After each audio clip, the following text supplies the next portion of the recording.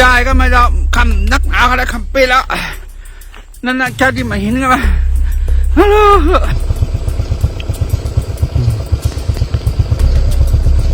โอเคโอเคอ๋ออะไรก็แล้วท่านนักฮัลโหลอะไรเฮ้ยปวดท้องให้แถวหรอ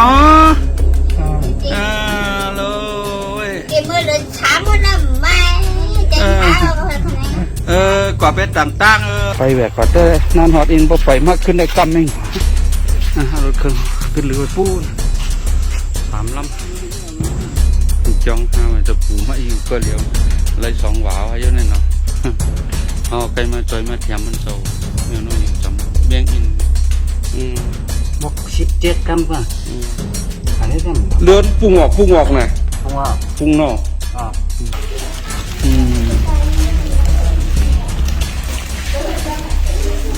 โอ้ยกินมั้งน่ะได้กินอ่ะวันนอกมีขายอ่ะฮะมีนี่ถูกกับเมื่อไรมาเนี่ยมันกระสนโอเคขายเรียบแล้วนำนะ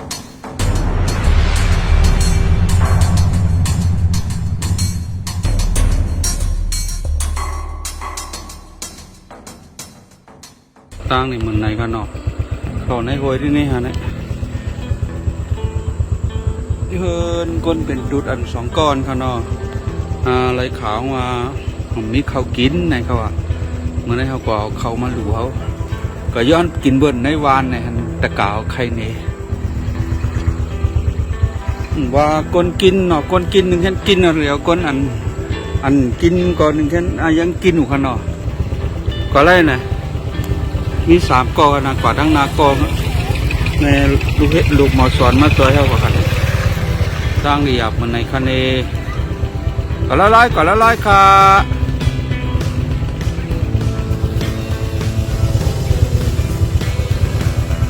ตั้งหยาบมันในตะกา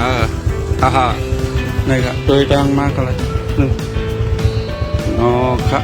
ทำถ่ายนี่ทั้งนั้นก็ดีกว่าขึ้นตะการเป็นจุดแน่เขาว่าตะการคนในวานได้ก่อนเลยใช่อะไรขาวมาย้อนกินในวานเนี่ยกินน่ะเนี่ยเมื่อไรวัน2 วันเนี่ยมันปวดมาวัน2 วันเลยยิ่งกว่ามากปวดเท้าเนาะ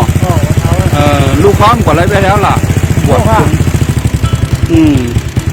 ลูกคอมมากเยอะเลยมันไม่ห้องเลยค่ะนั่นเนาะมุนจ้างเลยยิ่งขาวมุนจ้างเนี่ยเขาสารมาหลูทั้งมะเขือส้มมะหมี่น้ำมันเอาในกะเอาค่ะตั้งเหมือนในกะกุฏิอะไรนะกะจังหวัดเราชุ่มเอาเหมือนในกว่าที่เนาะเหมือนในฮะค่ะโจมนะบอกหน้าใครเข้าด้วยก่อนนี่แกเหนือในที่ไม่ร่วมให้อย่าพิ้นเนาะเอาค่ะดีนะตัวเอาอินงานก็พวกกว่าคือไงแต่แม่คือหน้าเข้าพุ่นน่ะบอกข้างไหนก็แบบนี้ครับเอาค่ะสัตว์มา3 กอกันเนาะประมาณ3 กอมีหมอสอนกองแหเอาหุ่นสร้าง2 ป้าครับติดเข้าด้วยนะครับสร้างในเหมือนในก่อนที่เขานะด้วยอากาศด้วยขี่ยาวไว้เขาเพราะมันยำขี่ได้หน่อยกลางในกว่า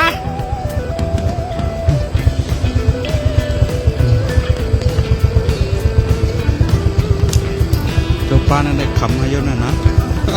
ต่างอย่างนะไปยินอะไรได้มันถึงง่ายๆนั่นเลยนะฮัลโหลไปอยู่ลง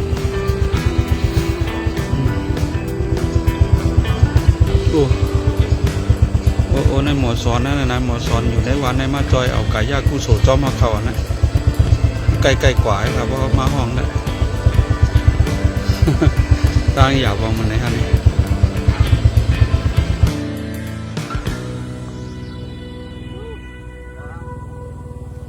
จะควบคุมงานเหรอ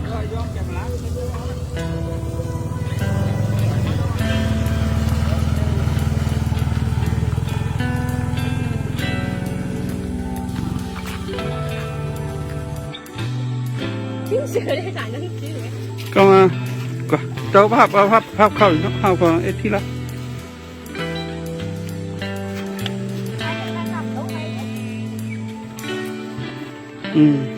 ลุงหวานก็มากักซ้อเอาไหนกักซ้อรถฮะเฮ้ยเขาเสือมาครับคาลาใครก็อะไรล่ะเจ้ายิบไรลำลายน้ำนักขนำหน่ะหรอกำได้โปรเนี่ยเอาข้อหักกันแนวได้มาถ่ายทำประมาณนี้ไหนสาธุค่ะแล้วว่ามีเจ้าจอยเลยเอาโลข้อคัดองว่าสีคำหน่อยไหน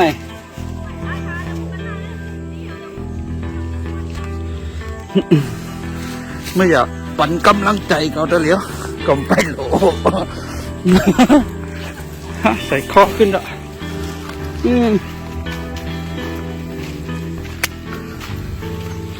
เมื่อได้มากกว่าเยอะผลฮัลโหลกินไปซะน้ำทนป้อมเพจถงมาได้ทุกข่าวเนาะ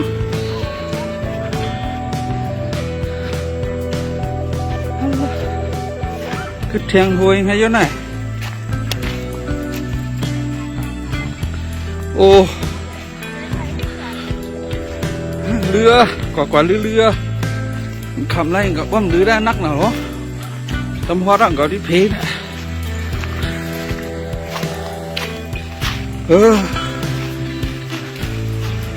ผมที่ไหนก็มันหู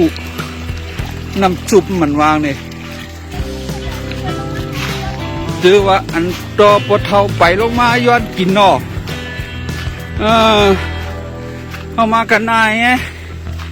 ปะเทาดิหลัวอาสร้างเกาซีว่าเอาไปมาย้อนกินเบิ้ลหนายเขาได้เตะฮะเนี่ยอันเขาเนี่ยบอกการหึงก็หึงหนุ่มได้หนุ่มว่าเข่งถวยเจอเนี่ยใครแก้มเหรอฮัลโหลกำขนมไก่ถ่ายแท้ว่าอุจังหนาวดังเพลงอ่ะแล้วกะมองดังเพลงเด็กชายนะ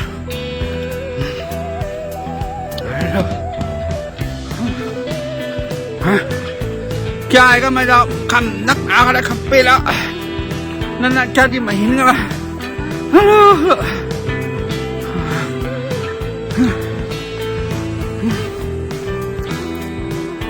ลือก็ไหมมันคำแล้วมันลือได้แค่กันนะกัน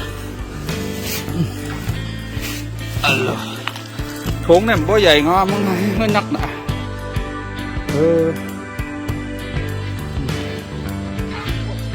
โดยเฉพาะว่าด้วยการเข่าทั้งคนคือว่าหายลงไหนเนี่ยนะดังออกมาเนี่ยก่อแทงเซียนนะในก่ออะไรก็ที่ละฮะเหมือนมึงห้องมองห้องอ่ะก่อมองห้องในก่อมองห้องเขาเนี่ยมือขึ้น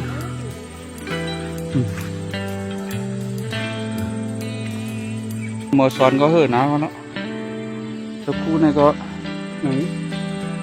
ถึงเคยใจในแห้งนะมีเอา3 ก่อให้เรามันน่ะก็ถามว่ารถเครื่องเด็กเขามาไล่เนี่ยมันทำเขามาไล่ค่ะเนาะนี่ครับมันเขามาไล่มันขำดีไม่ร่วมใส่ตั้งไปไกลนั่นกำลังเขาเดือดเบียกเขาแทงตั้งในนะแทงลายมันนี่ล่ะหมอสอน8 นาทีเขาหุ่นจ้างได้ใครคัดมาไว้เยอะฮัลโหลก้อมต้นแหวกเขาสารนักแน่บอกกันนายก็ทุกแต่กูไม่ยอมใส่หวาข้าก็ไม่ได้อุ้ยงาเจ้าครัวเนี่ยเสรีนะเนี่ยเจ้าป้าเนี่ยห้องมืออะไรก็มาเนี่ยใส่ไผ่ขวาเจ้าขายยังอินโอเคอะไรแล้วแล้วก็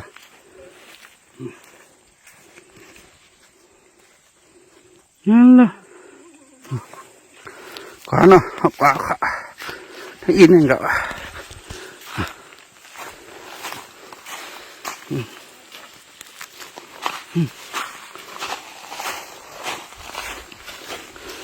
ฮัลโหล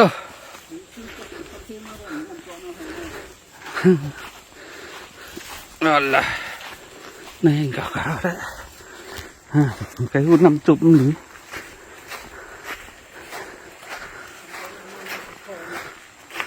học kháเกิดเป็นก้นหนึ่งเกาะว่าเป็นไตหนึ่งเกาะไหนเกาะสังว่ามีแห้งไหนเกาะอียังตอบเตี้ยนอะไรก็ตอบเตี้ยนเขาเนาะเฮ็ดยังพอนดีตาเปิ้นไรอีอิดกอดออดก็เฮ็ดในเฮ็ดละว่าการช่วยเหลือเปิ้นห้ามว่าเป็นหมอสอนค่ะซึ่งไหนทราบกว่าเนาะว่าเพอนะถึงมีพรดีตาไตเขาก็เห็นมาเยาจันคั่วมาอยู่หยอกอยู่ลายก็กันนานนี่ฮะมีเพยองสัง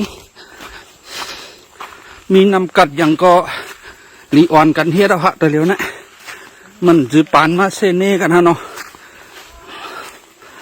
นำกัดเท่านั้นมันมีกุโก้ฮะแต่ห้องในหมดจกออกมาใจไหนกันนานนี่ฮะหรอนี่กูก็มันหลุยเอาจันคู่ก็แล้วหลุยเอาจันยังก็แล้วเพราะหาตื้อตั้งเฮ็ดได้ฮะนะมันหลุยเอาจันลิกจันสาจันลายสังอยู่ที่ว่าเขามีนำกัดสังเขาหยุ่มตัวห้าเนี่ยเพราะเขาหยุ่มตัวเขาเนี่ยก็เขาเหตุการณ์จับได้เขาแล้วค่ะเอาล่ะอันในที่เขาได้ก่อนรู้นี่เป็นเฮิรนมันกดตุดเนี่ยกันเนาะมันลึกมาอยู่ในหวยนะแล้วก็มันสั่งมาเหล่ในวันมือ2-3 วันปนมาเนี่ยเขาว่าหันปดเท่ามาย้อนเข้าเฮานี่กล้วยมันปดเท่าได้เปมือกำ2 ปีเอามันเท่าหนาวกับเขาลูกเนาะปดเท่าก็ทำ90 บาทเปได้2 ปีก็แก่นะทำไปมีตั้งเป็นตุดเผื่อกันแท่งไงแต่ที่ไปมาถึงเขาในก็อย่าว่าเข้า2 ปีไปมาหลายในก็ตุกข่าวนะก็ขิงฮือมาปนน้ำทั่วแค่หนาฮะนะเนี่ยไปมีน้ำฮัลโหลต่อฮัลโหลกำขาใครแค่แรงกำหมดอ่ะหัวคันนักหนาวะชาหนึ่งมาหินตั้งนานอินซอเรืออินตีหัวเราเหงาก็เรืออินจอมใครเรือ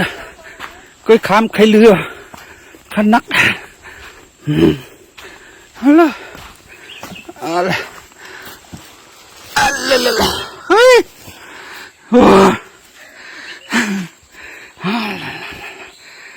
เขาได้ทำข้างฮะข้าได้ตัวใหญ่บนนี้นะกำเลยแค่จะคืออะไรใครหลับวะเยอะเจ้าย่าบอกกันตั้งอย่างนี้พูดไปขึ้นรถเถอะออกน้ำนี่จือทำไรกู้สูนะไรตั้งดีนะไปขึ้นร้อยเหมือนได้แบบจือวะฮัลโหลต้องย้ำยองมาไหนบ้างไหนมาสอนย้ำว่าไงมาสอนเขาซื้อมีอย่างของตัวเล็กคือส้มนั่นน้ำมันดังอย่างนี้เกินโฉยอยู่ลูเขาจากเกินมันเกินโฉยตั้ง3 เดือนทำอย่างนั้นลูในจะแสนดูขม่านะมันต้องมูทั้งหมดโอ้จังอะไรกลุ่มน้ำกับอันนั้นเนาะโอ้กลุ่ม2 กอน่ะนะเขาในเขาเพเนี่ยนะมันที่เต้มันเป็นธงใหญ่เขาหุ่นจ้างเพก็มันเพได้ทำเปแล้วเขาเพมากครึ่งทำแทงมีข้าวซอยมา1 ผากันนะ1 ผาอะไรเหอลีนะตะกาฮัลโหลเป๋ยินนะครับไหนตั้งมาไปฮอดท่านนะก็จำผมก็เยอะโอ้หวาขึ้นจึกเอางานทั้งในเนาะก็ไม่เนาะกลุ่มถ่ายมันขึ้นเบื้อนะมาเห็นก้อนใหญ่ก้อนล้ม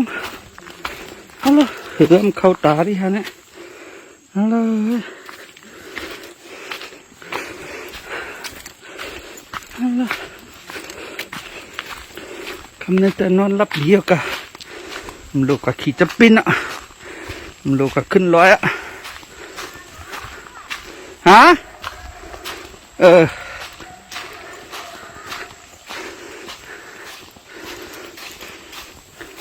เอาค่ะ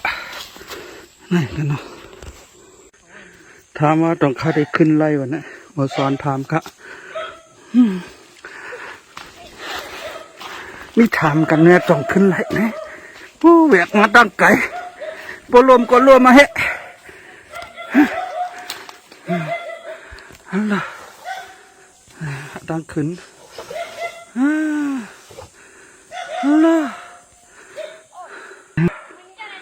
ออกค่ะขึ้นลอยๆอ๋อเดี๋ยวมือเด้งเหรอเนี่ยตั้งเลยนะก็ยังดีอ่ะดื้อสับตินอันนั้นมา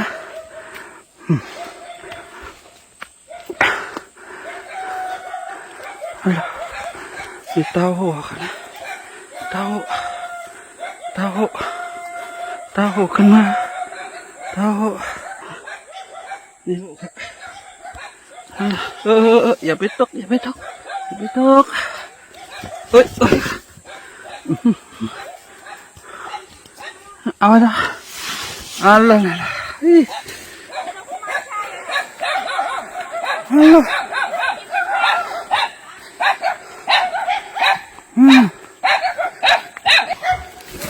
การนุ่งเสื้อก็ไม่ละ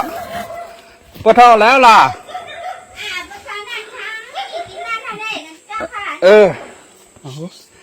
ยังเขา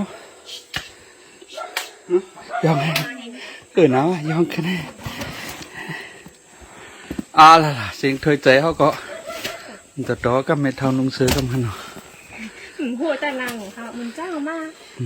เจ๊คดีกติ้งเขากว่าค่ะเจ้าคุกถามเจ๊จะย่อมากกันนะถามเจ๊อ่ะทำเลยเบียเนี่ยจะปุ๋ยยองนะเบียก็มันจะพูดอะไรแห้งนะหน่อยโจมันจะอยู่หลีขึ้นมาในมันแห้งนะกำลังไปเม็ดเท่านุ่งซื้อยาวไม่เท่าใบนุ่งซื้อยาวนี่พี่ไพ่เนี่ยเมื่อไว้ดังในไหนวะน่ะของ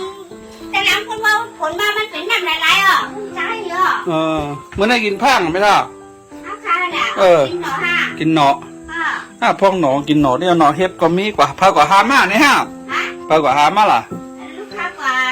นักแก้วยังหลูกูยังหลูไม่เท่าพอทอรู้ยังเขาค่ายก็แล้วว่านั่นนะกูยอมหลูที่ไม่เท่ากันแล้วค่ายก็แล้วหลูค่ายเอาสับเผาวางเนี่ยครับค่าไรใจสับเผาวางเนี่ยคำหลูสร้างภาพพะลงในข้าวสารยิบไว้ไม่เท่ายิบโถไม่เท่าสาธุทีละยองมันจะกู้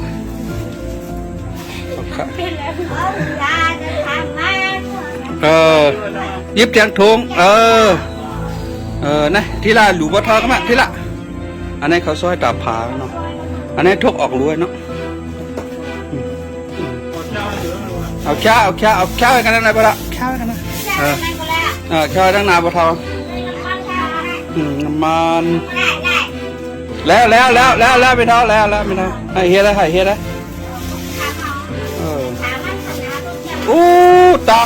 ตังเข้มหน่ะรู้ไม่เท่าก็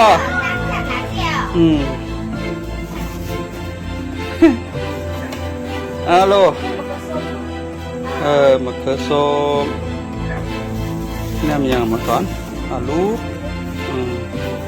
ก็มีแหลง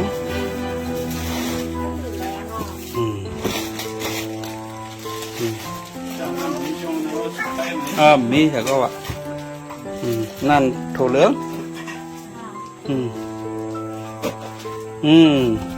พอทอได้ตาดีนะของโจมน่ะโจมเนาะพอทอให้เนี่ยหรอเลยเดี๋ยวมือเดินช้ามันน่ะไม่ใจเท้าก็คนไหนกว่าเป็นต่างๆไม่เท่าก็ จะถึงหนาวแน่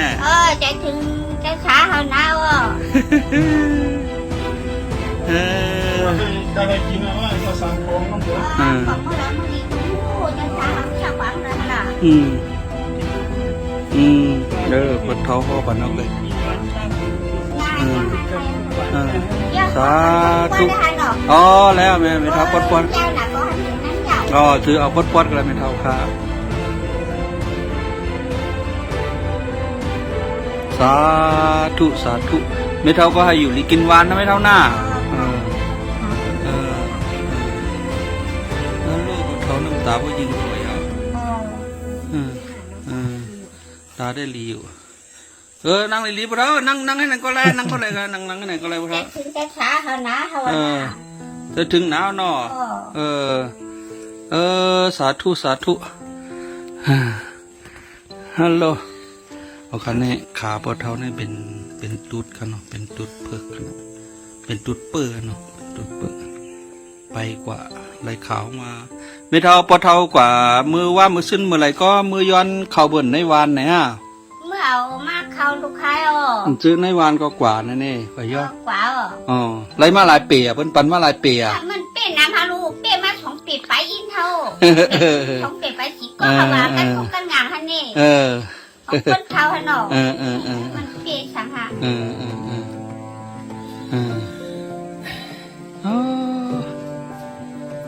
สาธุนะไม่เท่าหน้าอยู่ลีกินหวานหมูจ้างนี่ไปเมื่อคืนเอาไปเมื่อเข้าไปมาได้ไปมารถเครื่องเอามาอะไรมันไม่ร่วมใส่ตัง เจ้า ไม่ร่วมใส่ตังกันเนี่ยเอารถเครื่องไว้แล้วก็ไปมาเอาไว้กันแล้วมันถนัดเอาไว้กลางตังนี่ไม่เท่ากลางห้วยนี่แล้วลูกค้าก็เอารถเครื่องมาว่ะรถเอาไม่รถปูรถแถวก่อนนั่งน้องทุกว่าไหนนั่ง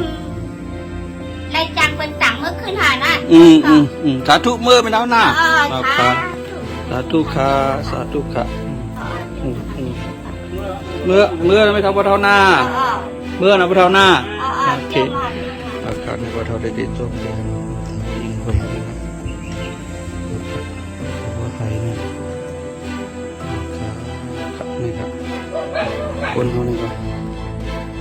กินเด็กครับแบบโตเขานะเพราะว่าอันวันนี้ไม่ทำใจถึงล้านแน่จะมาเดี๋ยวฮะน่ามาเนาะก็คือน้ำมาแต่เมื่อเดือนช้ำมาจังแต่ช้ำก็แต่เมื่อเดือนช้ำมาลูกด่านก็แต่เมื่อเดือนช้ำมาเขาเล่นเมื่อเจ้าค่ะเมื่อเจ้าเขาเหรอได้เมื่อในขัดจังเมื่อว่ะมันก็เลยทำมาก็ขัดเพื่อนแล้วคนจังใช้ก็เลยมาถกแถวเพื่อนเนาะอ๋อนั่นเนาะอ๋อเงินจ่ายนี้ดูหาร้านแหงมันมีเงินเยอะฮะกำนั้นก็ใครหลุมไม่เท่าไหร่คันลืมแต่ไม่ทำรัดเครื่องเงินก็ลืมเนาะอันนี้ก็หลุดจกหลุดใจมาเมื่อไรครับไม่ดูลงน้ำตาเนาะคนตั้งให้มาถูกกันแล้วเพื่อนเนี่ยจะตายทำให้ยากไม่ทำเมื่อซื้ออย่างฮะใครจังหนูยังคันเตี้ยนเห็นไหน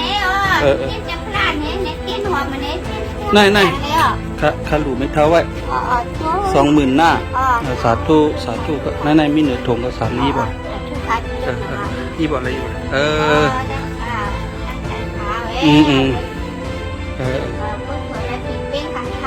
ครับไปจะพลาดไหนสาธุครับไม่เท่าครับเมื่อนั้นไม่เท่าหน้าเขาก็ได้ไปเมื่อขึ้นไก่สักครู่ในตัวหัวจะรู้เหลียงแหวกหน้าเหลียงเอาหลูเหลียงไม่ขุดช้างข้าแต่เหลียงนี่ก้นลำมง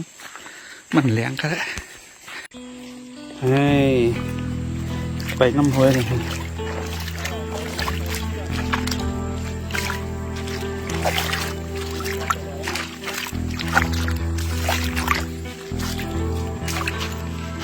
ไปเอาก่อนดูมากก็ไปมือขึ้นพันไปก็หารถเครื่องเขาขึ้นนี่นะน้ำสปอว่าขึ้น ในหวยกวางในกวางมาเนี่ยเนาะสังว่ามันคำแหละตีใหม่เขาค่ะก็ขี่รถเครื่องมาอะไรไปว่าได้มันมาอะไรครับลูกเนาะมันมาอะไรย้อนว่านั้นไม่เตียงตังไว้นะครับก็ไปมาแหวกมาเนาะจอดีจ้ะรถของอะไรหน่อยพวกเนาะแต่รถเต่านี่ก็เป็นน้ำโยควายโวผมมือว่าเธอนะผมนั่งขึ้นน้ำเป็นหอนะฮัลโหล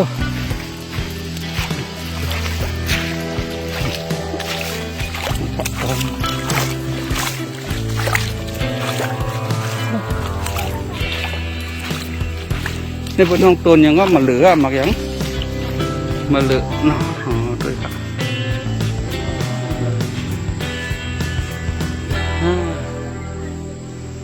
สภาวะมังห้องนั้นมันดีอยู่มองในฮันเฮเดี๋ยวเขาต้องหาดีว่าเกิดเขาเก็บหรือไว้กันไปแหวกกัดได้นอนหอดอินพอไปมากขึ้นได้กำนึงรถเครื่องขึ้นหรือไว้พูด3 ลำโอ้เขียวไว้กันเนาะสั่งเขาคามมากกันในไรก็แก่หนามาแก่เนาะเขาขี่รถคามมากกันได้จังว่านะเอาละเบื่อครับอยู่ในก็ขาจุ่มสังคามือเมตตาก็ย้อนสู้ไอ้กำย้อนสู้เอา2 ก้อนนี่ก่อนครับให้ตะคูเขาแก่ทั้งหมดสอนเขามาเอาไก่ยะมาตามทำกันให้อยู่นี้กินหวานลดเพกเขียนโควิดกันเนาะแล้วก็ย้อนสู้ให้ผู้ทำตัวเขาตั้งเซ็งก็อยู่นี้กินหวานอะไรก็ลดเพลดเขียนเหมือนกันค่ะ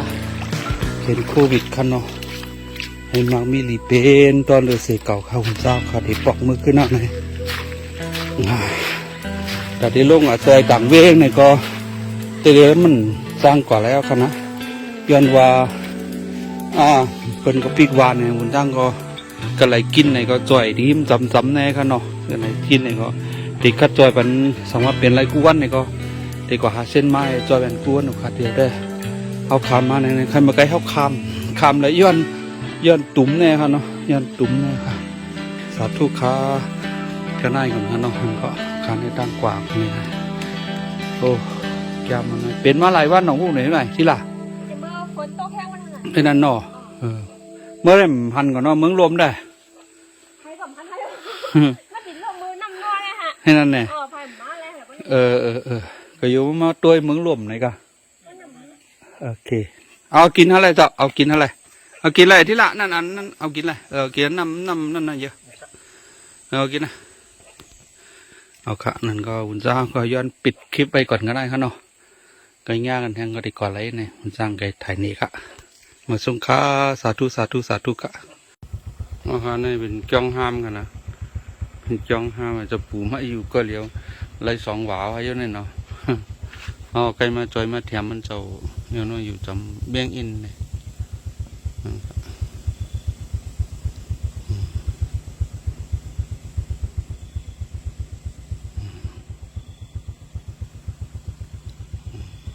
จังว่า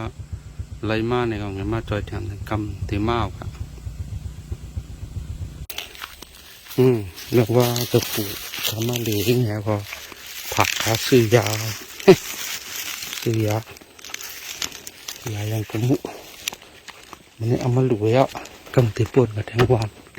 เจ้าโบยามายา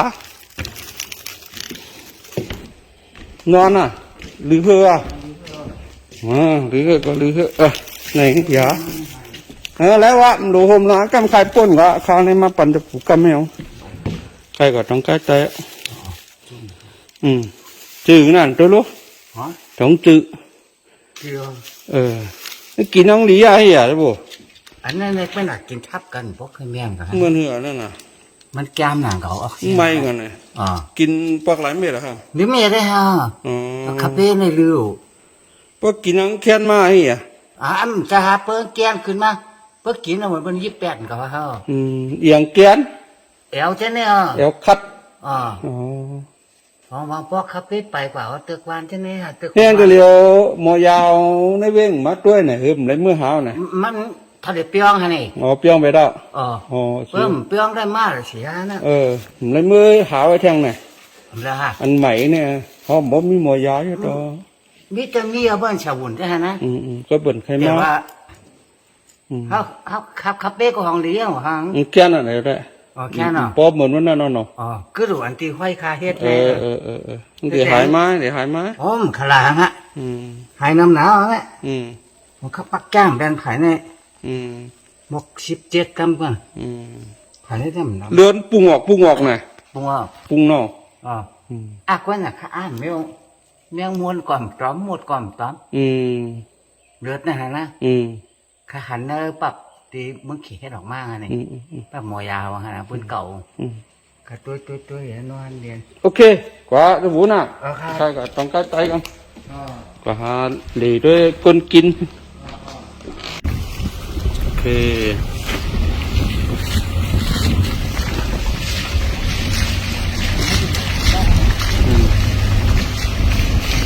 หาน้องก่อนคนมือเดินกันเนาะ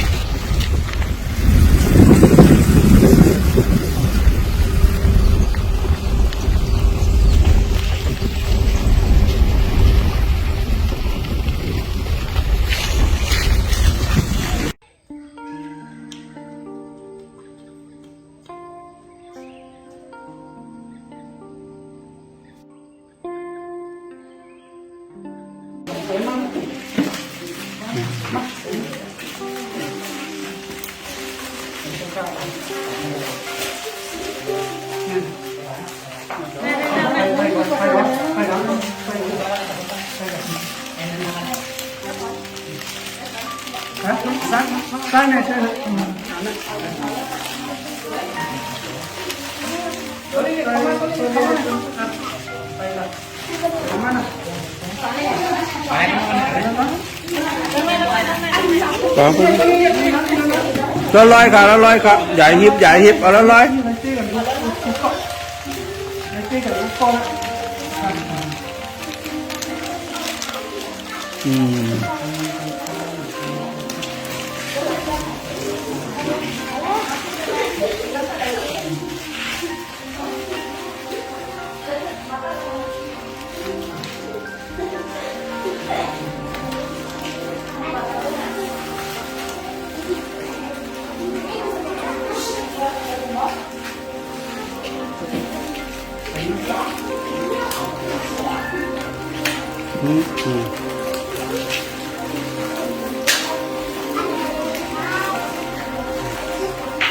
มันด้วยแบบกันแล้วเนาะ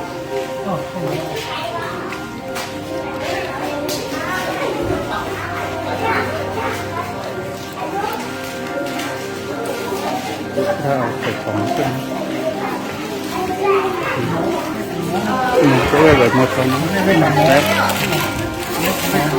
นั่นแบบเจ๊นั่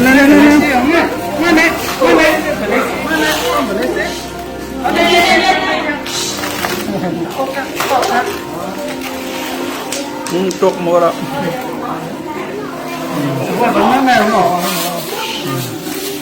เป็นนั่งก็ยาวหล่อเนาะปนม้อยไหมเนาะ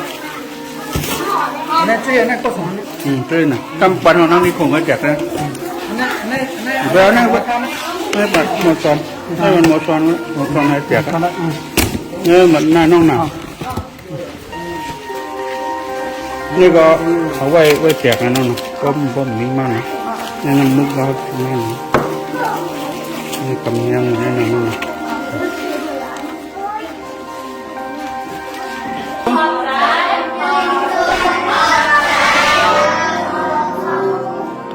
ค่ะสาธุค่ะ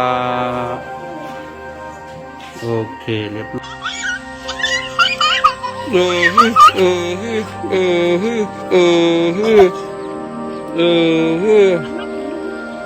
ย อันใครขมุนอ่ะ อยู่ที่นั้นเองว่ะ ฮ่าอย่างน่า มาไหนมาตั้งจีกันมาละมีหลายเกาะมา และนี่ไปเอาไปกิน ไม่เนี่ยไม่เนี่ยไม่เนี่ยเกาะนะคำเถอะมีเถอะ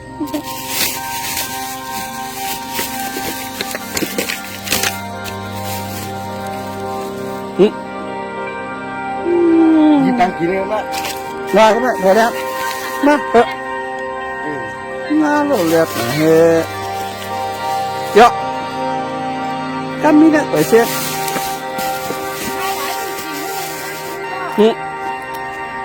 ไหนมีนะนั่นไปเสีย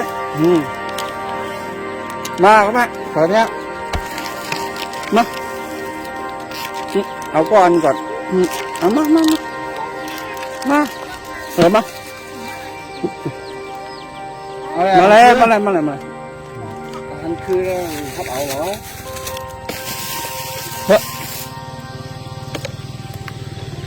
เดี๋ยวเหรอมาก็อย่างนั้นđây đó là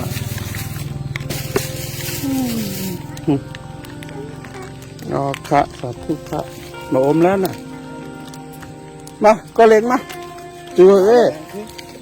mà lên gặp chuột đang làm cái gì lạ mà lên nó ao bắn ở đây trao vậy con này gặp cha vậy này khá sạt thuốc khá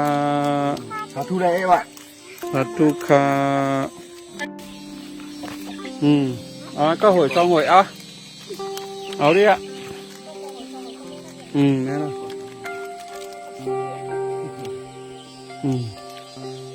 quán này ngỏ nè chồng ấy kín món này lấy kín àวันนอกมีขายอ่ะฮะมีนี่หากินหยาบอ่ะเนาะไหนรู้เฮี้ยงเลยฮะมีเฮี้ยงน่ะได้น้ำหนามีเฮี้ยงน่ะเอาเงินขึ้นเหรอใครกินนั่นหมักอมน่ะ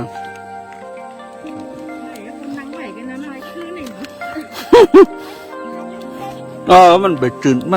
ดนี่สาธุค่ะอิริกินวันค่ะนายละสอนนะ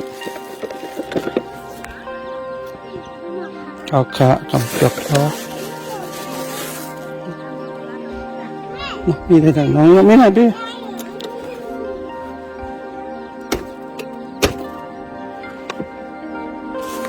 นะทุกกะเมื่อไรมาเนี่ยมันไงกระสนโอเคปลาเฮ็บแล้วนำไงอ๋อนั่นกับมดนั่นเนี่ยหลอนได้สาธุก่อนกำไปมด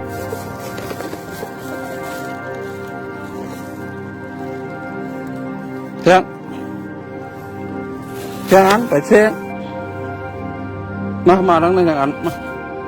ไหนมาเลยง่ายสาธุอ่ะสาธุมาน้องอันโอ้โจมหนาวเฮ้ก็นั่นได้แก่นะ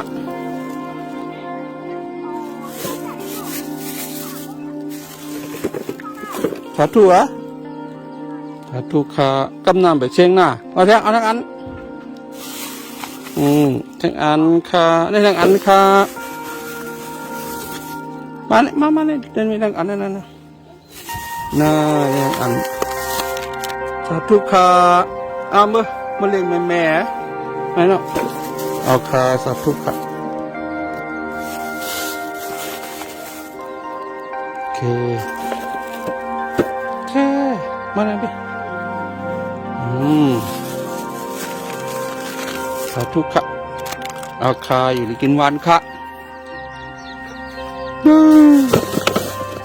ให้ขี้อายจ้ะสาธุก่อนกำไปเซ็งก็เรื่องอันมีแต่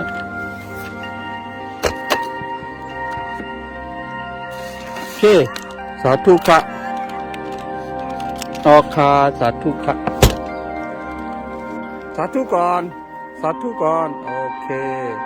กำไก่ป้องหมอสอนทูเนี่ยโมสุมหมอไว้มาไหนมาแล้วไปหมดอย่าไปกว่าแล้วเธอขินหมดละยังไรยังพออันนั้นไปไล่มา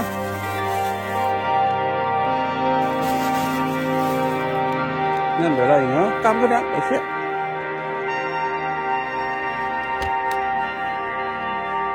นี่มาอีกอันสาธุค่ะโอเค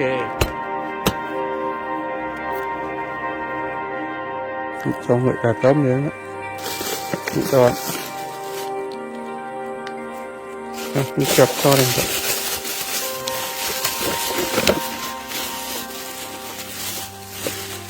chọc cho cái sóng mà không mi thằng nữa không muốn mi thằng mình là đây cọp luật con này cònสาธุนะอยู่ที่กินหวานเอาคาอินตรงค่ะเอาคาไม่สูงค่ะไข่ปวดเมื่อแล้วนะเอาคา